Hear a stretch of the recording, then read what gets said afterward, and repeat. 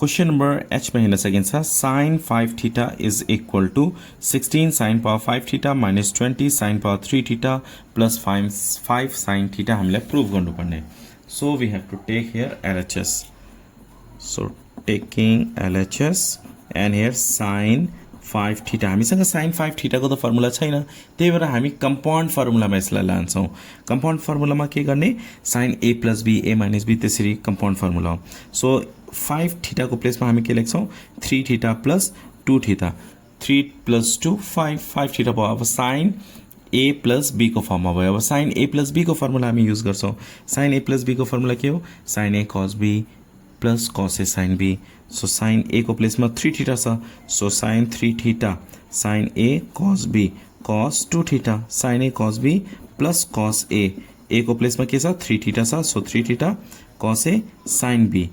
b को place में के छ 2 थीटा छ, सो 2 थीटा. बुझ्नुभयो, sin a cos b plus cos a sin b. a को प्लेस में 3 थीटा, b को प्लेस में 2 थीटा.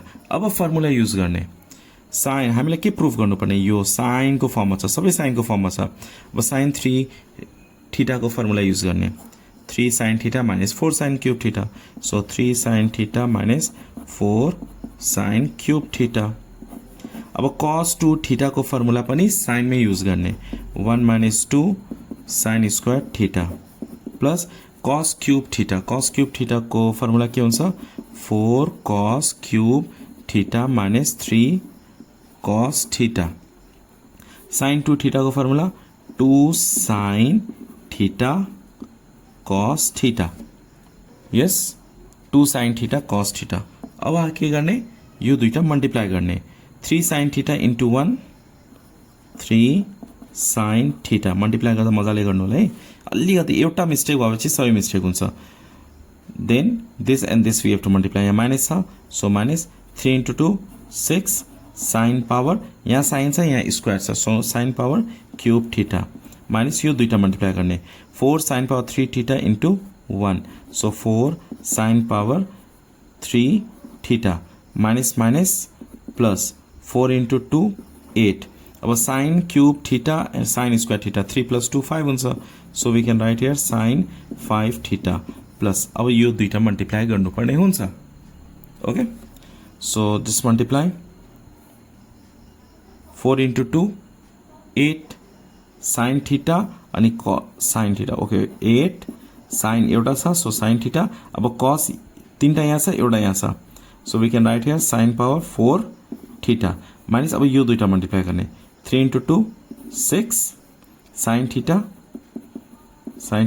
यहाँ पनि cos थीटा छ, यहाँ पनि cos थीटा छ, so we can write here cos square theta. हामीले यो cos लाई के गर्ने, sin मा कन्भर्ट गर्ने. किन LHS मा सबै sin छ, त्यही भएर यो cos लाई हामी sin मा कन्भर्ट गर्छौं. Now we have to write down same to same. कुनै लाइक टर्म, यो दुईटा लाइक टर्म छ, so we can add here. Other like terms छैन, so we can write here 3 sin theta. यो दुईटा एड गर्न सकिन्छ, minus minus plus 6 plus 4 10, so we can write 10 sin power 3 theta plus 8 sin power 5 theta, this one plus 8 sin theta. यसलाई हामी sin मा convert गर्छौं. यो cos power 4 theta लाई sin मा कन्भर्ट गर्नलाई के गर्ने, होल स्क्वायर सुरुमा बनाउने. cos square theta whole square. अब cos स्क्वायर थीटा को प्लेस में हामी फर्मुला युज गर्न सक्छौं, 1 minus sin square theta use गर्न सक्छौं. Similarly minus 6 sin theta. अब यो cos स्क्वायर थीटा को प्लेस में हामी के लेख्छौं 1 minus sin square theta, 1 minus sin square theta. cos square theta को फर्मुला के हुन्छ 1 minus sin स्क्वायर थीटा.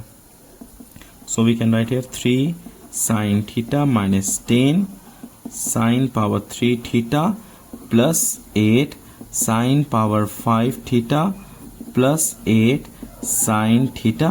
अब यो cos स्क्वायर थीटा को फर्मुला के हुन्छ sin मा 1 minus sin square theta whole square छ, so whole square minus let's multiply 6 sin theta into 1 6 sin theta minus minus plus 6 sin theta into sin square theta. We can write here 6 sin power 3 theta.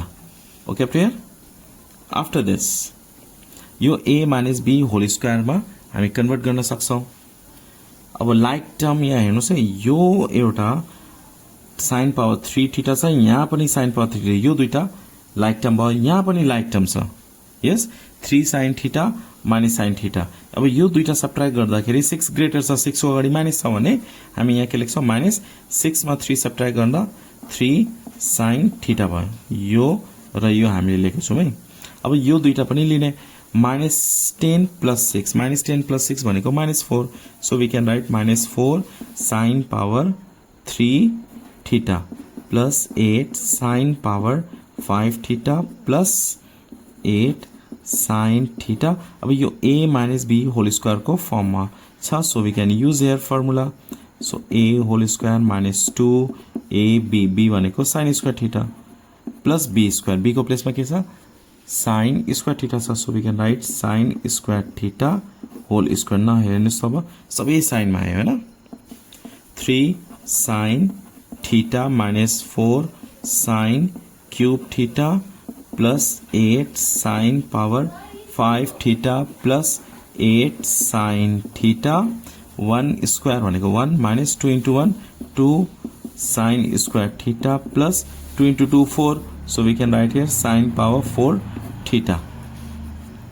After this, minus 3 sin theta minus 4 sin cube theta plus 8 sin power 5 theta plus 8 sin theta into 1 के हुन्छ 8 sin theta हुन्छ plus minus minus 8 sin theta into 2 sin square theta 8 2 जा 16 यहाँ sin छ यहाँ sin square छ so we can write sin power 3 theta plus plus plus यो दुईटा मल्टिप्लाई गर्ने 8 sin पावर यहाँ 4 छ यहाँ के छ भने 1 सो 5 थीटा हुन्छ अब like term add and subtract गर्ने र हाईएस्ट पावर चाहिँ हामी सुरुमा राख्नु पर्ने हुन्छ हाईएस्ट पावर के गर्ने सुरुमा राख्ने अब यहाँ हेर्नुस् है पावर 5 छ यहाँ 8 sin पावर 5 थीटा यहाँ 8 sin पावर 5 थीटा यो दुईटा एड गर्दाखेरि कति हुन्छ 16 sin power 5 theta यो 5 भएपछि 4 त छैन अब 3 छ